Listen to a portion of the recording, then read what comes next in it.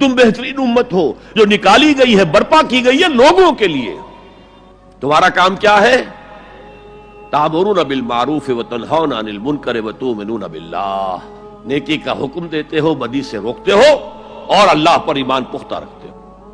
لیکن امت تو بھول گئی، امت کو یہ یاد ہی نہیں کہ ہمیں تو دنیا والوں کی تبلیغ کرنی تھی، دنیا کو سمجھانا تھا، دنیا کو بتانا تھا، ان پر اتمام حجت کرنا تھا، ان تک دعوت و تبلیغ کا حق ادا کرنا تھا۔ امت تو بھول گئی، اپنے گلچھروں میں، اپنے عیش میں، سرے سے یاد ہی نہیں کہ ہمارا یہ کوئی فرض منصبی ہے، شہادت علی الناس کوئی ہماری ذمہ داری ہے، ہم مسئول ہوں گے اللہ کے ہاں۔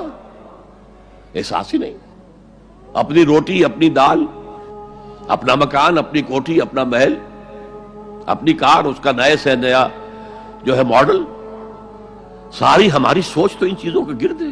کس کو یاد ہے کہ بحیثیت امت ہمارا فرض کیا تھا؟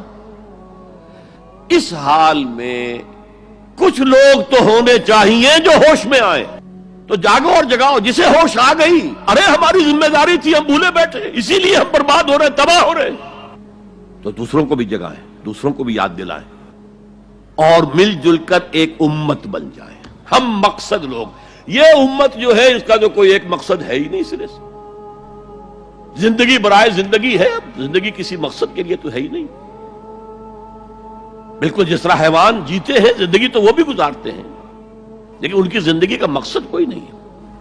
لیکن جو جاگ جائیں، جنہیں احساس ہو جائے، جو محسوس کر لیں کہ یہ ہماری اجتماعی ذمہ داری ہے، اور اسی کو پورا نہ کرنے کے باعث ضربت علیہم الذلۃ والمسکنۃ وباؤوا بغضب من اللہ کی صورت جو کبھی یہود کی تھی وہ آج ہماری ہو چکی ہے۔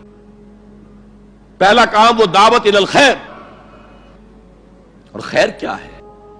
دعوت الی الخیر، دعوت الی القرآن،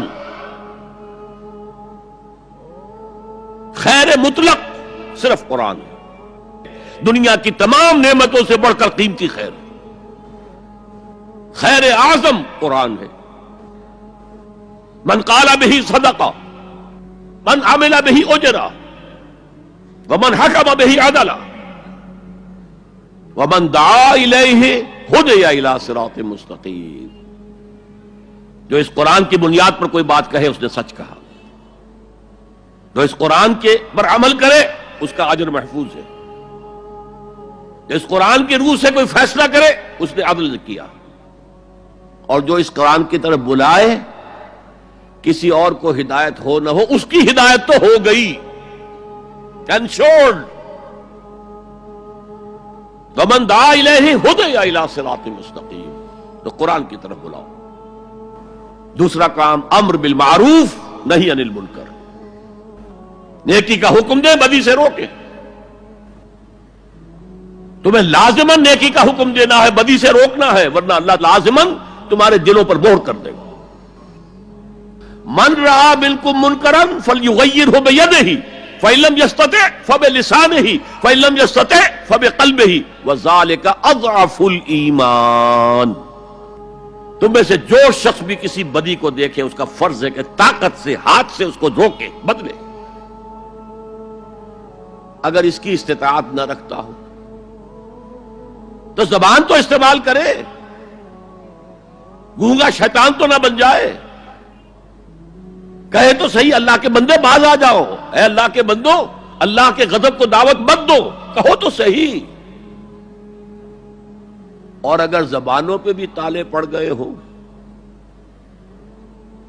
اور زبانوں کے گدیوں سے کھینچے جانے کا امکان ہو جائے تو آخری درجے میں فإن لم یستطع فبقلبہ، دل سے شدید نفرت تو رکھے۔